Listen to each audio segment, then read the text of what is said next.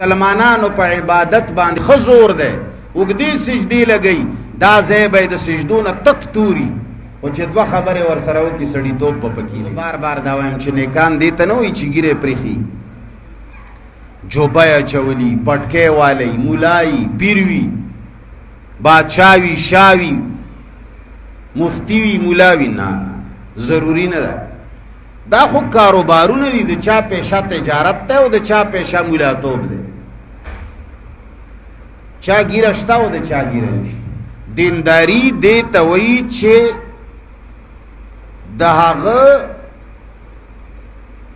عقاید ایمانیات ټیک وي او دې نه بعد حقوق العبادو کې د سړي بچي یو د الله حقوق دي یو د بندگانو حقوق دي. د الله حقوق صحیح عقیده دې ته نه وي چې الله یو د شریک نه لري. زه بار بار دا خبره کوم الله یو د شریک نه لري دا خو هندوان هم وایي بلکې عملی میدان کې چې کله د الله مقابله مخلوق سره راشي کله چې د الله د کار د دنیا د کار سره اختلاف راشي یو طرف ته دنیا ده بل طرف ته دین ده دې ځای کې پته لګي چې ته دین ته لاس اچوي که دنیا له اچوي. یو طرف نه کتاب نه رشتہ دار خفه کېږي بل طرف کې تا نه الله خفه کېږي. نو ته دا ووایې چې رشتہ دار دې په بلاو لګي خو چې الله خفه نشي. دې ته ویلی کېږي دینداري په عقایدو کې عباداتو کې او یو دی په حقوق العباد بندگانو چې کوم حقوق دي پتا باندې د مور پلار د رشتہ دارو د همسایو د انسانانو د غریبانانو د یتیمانانو د مسکینانو چې د کم په آیت کې ذکر شو چې دغه خلق سره ستا لین دین خي نیت خي خلق سره او هغوی سره ښېګړه کوي چاته در نه ضرر نه رسي چا نه ځان زیات نه بولي څوک د ځان نه حقیر او لاندې نه ګڼي چا له سپک نه ګوري د چا زنانو ته سپک نه ګوري د چا ماشومانو له سپک نه ګوري د چا مال نه وهي په غلا وغیره باندې دی اصل شی دا دی چې مخلوق سره لین دین د خلقو څنګه.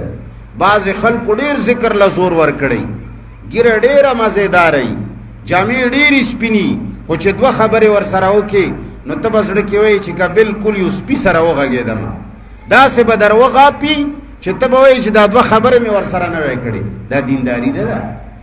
وقولو للناس حسنا خلقو سره به ښه اخلاق چلئ او اخلاق د هر څه مناسب وي. نن سبا مسلمانانو معاملات ټیک نه دي. منځونو کې خو چې بانګ وویلی شي هر سړی جومات ته راګرځي خو خپلې محلې او ګیر چپیر خلقو سره معاملات رشتہ دارانو سره معاملات دې کې د مسلمانانو خوند نشته. ټوله دنیا یورپ له ولې ځي انګریز نه خلق ولې متاثر دی. انګریز مونځ کوي انګریز روژه ساتي هلکه جواب را کوي. انګریز زکات ورکوي کیدای شي خدای هم په صحیح معنی نه مني. عیسی علیہ السلام ورسره شریک ګڼي یهود عزیر علیہ السلام شریک ګڼي ورسره خو د هغې باوجود ټوله دنیا ولې انګریز نه متاثره ده. ټوله دنیا ستا مسلمانان دې ځای نه روان شي په غلا باندې یورپ له ځي ځان وجني یورپ نیشنلټي علي ولې صرف یو شی دی پکې حقوق العباد.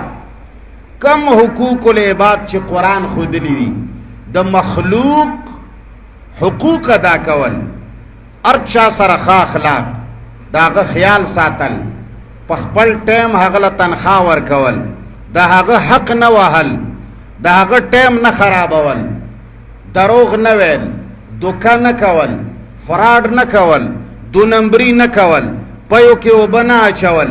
دا نن انګریزانو یهودو نسواراو ستا قرآن نه زده کړي دي او په هغوی کې دا صفات دي. ټوله دنیا ته متاثره ده. قرآن یې ځای په ځای بد ویلي دي قرآن یې ځای په ځای سپکاوی کړی دی ضلالت یې کړی دی چې دا ذلیل قوم دی او شک پکې نشته خو مخلوق ته ولې متاثر دی.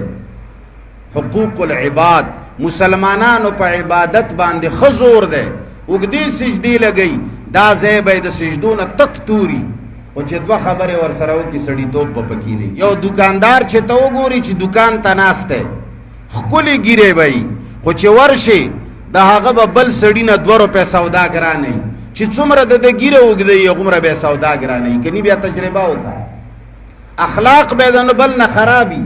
دوه خبرې چې ور سره وکړي درته وایي به چې که سودا کوي کني مخکې تېر شه.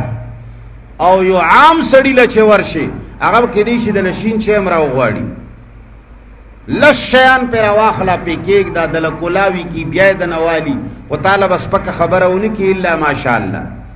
زمونږ دینداره خلق تسپې به ور سره وي خو دومره بد اخلاقه به وي چې حد نشته. نو دا دینداري نه ده، دا د دیندارۍ پوزیشن جوړول دي.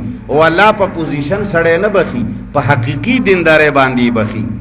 نو بهرحال مسلمانان ثم تولیتم الا قلیلا، یهودو ته الله فرمایي تاسو د دې ټولو عهود او د میثاقونه لوزونو نه مخ واړولو الا قلیلا، مگر لږ کسان داسې دي چې هغه پې عمل کوي.